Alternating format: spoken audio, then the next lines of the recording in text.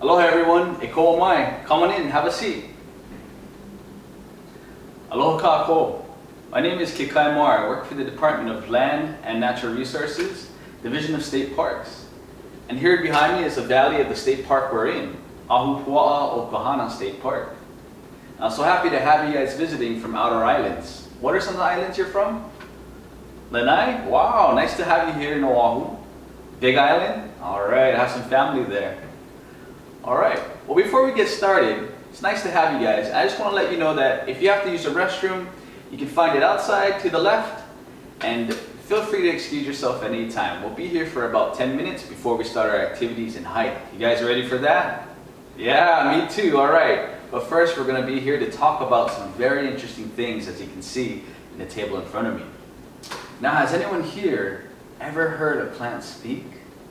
Maybe? Alright. Well, what if I told you that a lot of our native Hawaiian plants have a story to tell? It all starts with our first people of Hawaii, our Polynesian ancestors who first came to the islands over 1,000 years ago.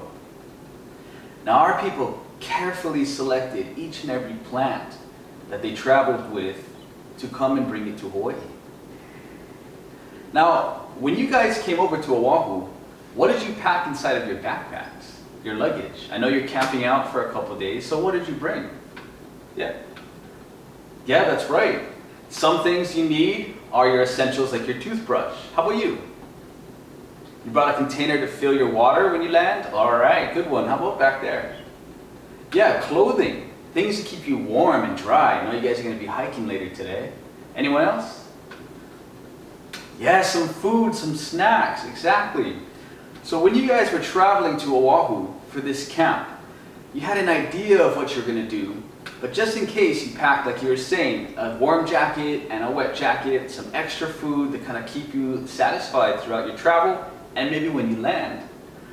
Now, Polynesians that first came to the islands traveled distances across the Pacific Ocean from the Marquesas Islands and Tahiti. They made their way across the ocean in centuries until they landed in Hawaii. It's here where they ended up bringing a lot of the plants and propagating or growing them in the land they cleared for farming and what we call lo'i or lo'ikalo, which is wetland farming.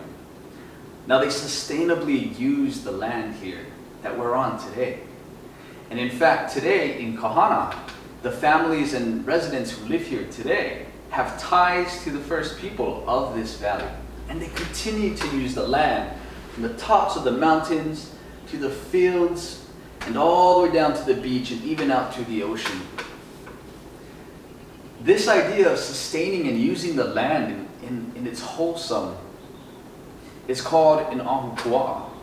Now that's a tract of land, or as we may know, a watershed, where we manage and sustainably care for all aspects of that watershed. And it's within these areas that Hawaiians planted those crops that they carefully brought on their voyage to Hawaii. All of the plants Polynesians brought with them on their voyage to Hawaii are called canoe plants.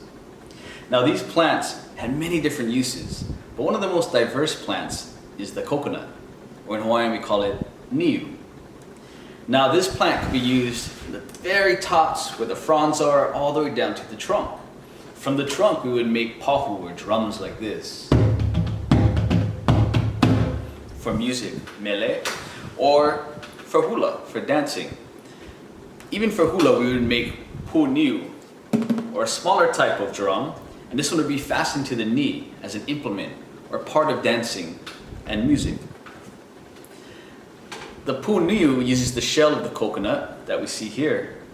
Now this, you would originally have the white meat inside, that one more commonly know that produces the coconut cream or the milk, and inside of this would have the coconut water. The shell outside could be used as bowls, but we would use an opihi shell. It's a type of shell limpet that we find in the ocean on the rocks of the crashing waves.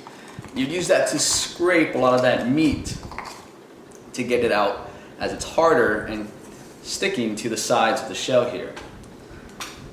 There's other materials of the coconut that take a little more processing, and this is the husk of the coconut. this real fibrous material, if we were to pull this together and roll it together like this, we'd be able to make material that can be weaved and tied, known as cordage or aha. So this can be used to tie down your va'a, parts of your canoe, or used to lash for your hale, your house, or to make baskets. You could also use the fronds of the leaves to make baskets or also hats, like this here. You could also make mats with it. All these materials are used, and Hawaiians were resourceful when they came to the islands. They knew not to waste anything. And as troops, as scouts, you're thinking the same way when you're going camping and hiking. You have to use what's around you. You have to know how to use the resources and then take care of them. That way, they'll be left for the next time you hike, for tomorrow, and so on.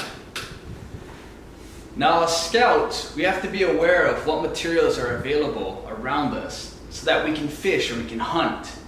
And so, when you guys are out in the field hunting or fishing or camping, what would you use to make, for example, a fishing pole? A stick, yeah. What type of stick or what type of plant you think you would use? Bamboo, perfect. Bamboo is perfect. Or Hawaiian, as we know it, is ohe. It's real flexible and pliable. What about the fishing line? What would you use for a fishing line? A vine. That's a really good idea. Exactly. So Hawaiians used a lot of the plant material not just for the land, but they used it for the sea, or makai, towards the ocean. Now, some of the materials that were used are ie, or a vine that would crawl on the very tops of the mountains that we'd find. We would use that to weave into baskets that you see here. These baskets would become hinai, or traps that would be specific for types of fish. In this case, a hinalea. A hinalea is a wrasse. It's a small, colorful reef fish. And as they're swimming for the bait you would leave on the bottom, they would find their way in this tiny puko, or this hole on the very top. Go for the bait, but as they try to swim back out, they cannot find the exit. It's a very ingenious way to catch a specific type of fish. So all of these materials would be used from land-based plants and often weave together and can sustain the salt water, but also just being frayed from crashing waves. Specifically upena, or nets. This was used from the aha, the cordage we were talking about, that would be woven together and fixed as often when it catches fish. But to catch the power of these fish, take a lot of time, a lot of people, a lot of material to build wide nets. And so these are some materials that Hawaiians would use, not just for the land, but for the sea as well. Niu, or coconut, is one of the most diverse canoe plants that was used by Hawaiians. It's also the most resilient. The fronds are definitely durable and flexible and the strongest of winds. And the trunk, the base, is really anchored into the even sandy soil. It finds its way, like this one behind me, on shore on its own, but also were intentionally brought for multiple purposes by the Polynesians to Hawaii. You know, a lot of the groves that are here in Hawaii have been planted hundreds of years ago. They stand 130 feet tall. These coconut trees, these niu, have really seen change over time. It's one thing that we need to not take for granted. A lot of times we look at them and people enjoy them for just the aesthetic of Hawaii, but there's so much more meaning to this plant than that. These plants are very important to not just provide material and use and food, but because the idea that the fruit is like a human, where it takes 9 months to develop an actual coconut, just like it takes 9 months to develop a child. And like how we take care of our children or your brothers and little baby sisters, we should too take care of these plants just the same. Mahalo for being attentive listeners. If you have any questions, I'd be happy to answer them. Today we learned a lot about the Polynesian plants that were brought to Hawaii and used by Hawaiians.